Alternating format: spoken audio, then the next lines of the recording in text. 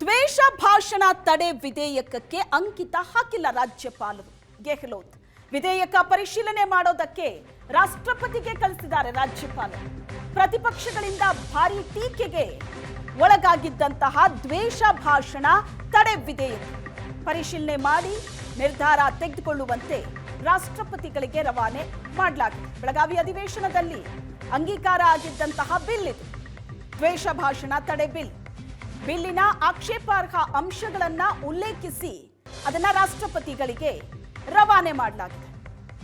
ಒಂದಷ್ಟು ಆಕ್ಷೇಪಾರ್ಹ ಅಂಶಗಳಿದ್ದು ಅದನ್ನ ಉಲ್ಲೇಖಿಸಿ ಪರಿಶೀಲನೆ ಮಾಡಿ ನಿರ್ಧಾರವನ್ನ ತೆಗೆದುಕೊಳ್ಳುವಂತೆ ರಾಷ್ಟ್ರಪತಿಗಳಿಗೆ ರವಾನೆ ಮಾಡಲಾಗಿದೆ.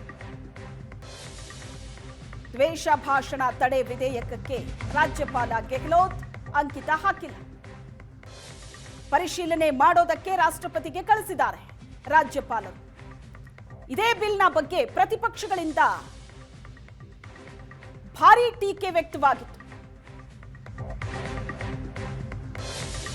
ದ್ವೇಷ ಭಾಷಣ ತಡೆ ಬಿಲ್ನಲ್ಲಿ 21 ಅಂಶಗಳನ್ನ ಉಲ್ಲೇಖ ಮಾಡಿದ್ದಾರೆ ರಾಜ್ಯಪಾಲರು. 21 ಆಕ್ಷೇಪಾರ್ಹ ಅಂಶಗಳನ್ನ ಉಲ್ಲೇಖಿಸಿ ರಾಷ್ಟ್ರಪತಿಗಳಿಗೆ ಬಿಲ್ ರವಾನೆ ಮಾಡಿದ್ದಾರೆ. ವಿಧೇಯಕದಲ್ಲಿ ಕಾನೂನಾತ್ಮಕ ಸಮಸ್ಯೆಗಳಿದೆ ಅಂತ ರಾಜ್ಯಪಾಲರು ಉಲ್ಲೇಖ ಮಾಡಿರೋದು. ದ್ವೇಷ ಭಾಷಣ ತಡೆ ಕಾಯ್ದೆ ನಾಗರಿಕರ ಅಭಿವ್ಯಕ್ತಿ ಸ್ವಾತಂತ್ರ್ಯಕ್ಕೆ ಅಡ್ಡಿಪಡಿಸುತ್ತೆ. ಸಾಂವಿಧಾನಿಕವಾಗಿ ನೀಡಲಾದಂತಹ ಅಭಿವ್ಯಕ್ತಿ ಸ್ವಾತಂತ್ರ್ಯಕ್ಕೆ ಈ ಕಾಯ್ದೆಯಿಂದ ಸಮಸ್ಯೆ ಆಗುತ್ತೆ. ಒಂದಷ್ಟು ಅಂಶಗಳನ್ನ ಉಲ್ಲೇಖಿಸಿದ್ದಾರೆ. 19(1)(a) ವಿಧಿಯ ಸ್ಪಷ್ಟ ಉಲ್ಲಂಘನೆ ಅಂತ ರಾಜ್ಯಪಾಲರು ಹೇಳಿರೋದು. ಸಂವಿಧಾನದ ವಿಧಿ 14 ರಾಜ್ಯದ ಈ ಕಾನೂನು ಉಲ್ಲಂಘನೆ ಮಾಡುತ್ತೆ. ಎಲ್ಲಾ ನಾಗರಿಕರ ಸಮಾನ ರಕ್ಷಣೆಯ ಖಾತರಿಗೆ ಈ ಕಾನೂನು ಅಡ್ಡಿಯಾಗುತ್ತೆ. ದ್ವೇಷ ತಡೆ ಬಿಲ್ ಬಗ್ಗೆ ಸಂವಿಧಾನದ ವಿಧಿ 14 ಉಲ್ಲೇಖ ಮಾಡಿದ್ದಾರೆ ರಾಜ್ಯಪಾಲರು. ಕೇಂದ್ರ ಸರ್ಕಾರದ ಹಾಲಿ ಕಾನೂನಿನ ಜೊತೆ ರಾಜ್ಯದ ಕಾನೂನಿನ ಸಂಘರ್ಷ. ಒಂದಷ್ಟು ಅಂಶಗಳನ್ನ ಉಲ್ಲೇಖ ಮಾಡಿ ರಾಷ್ಟ್ರಪತಿಗಳಿಗೆ ಇದನ್ನ ಕಳಿಸಿದ್ದಾರೆ.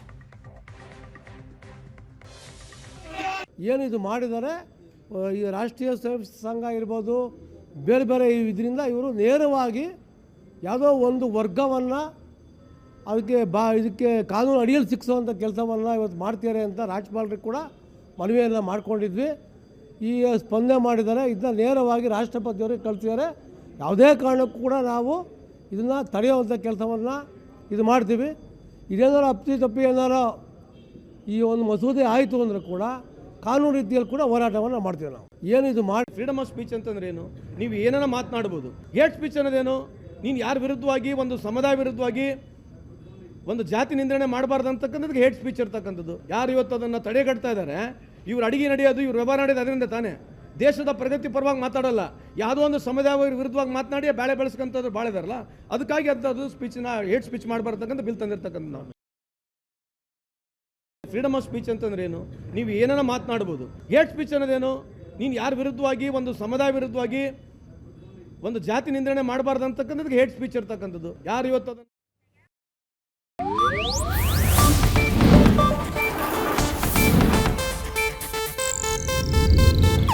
ಇದು ಏಷ್ಯಾನೆಟ್ ನ್ಯೂಸ್ ನೆಟ್ವರ್ಕ್ ಪ್ರಸ್ತುತಿ.